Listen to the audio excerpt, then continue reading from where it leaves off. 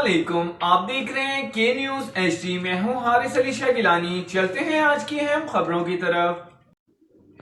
رخ کریں گے ساہیوال کا، جہاں سے رپورٹ کریں ہمارے نمائندے گلفام حیدر قریشی۔ ڈی پی او ساہیوال صادق بلوچ کا رات گئے تھانہ نورشاہ اور تھانہ بہادر شاہ کا اچانک دورہ۔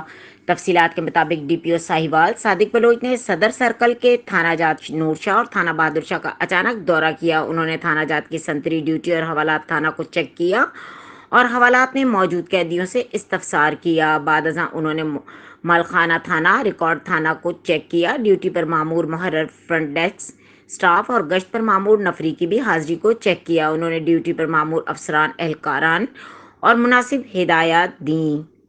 مزید خبروں اور اپڈیٹس کے لیے ہمارے ساتھ رہیے گا۔ تب تک کے لیے اپنا خیال رکھیے گا۔ اللہ حافظ۔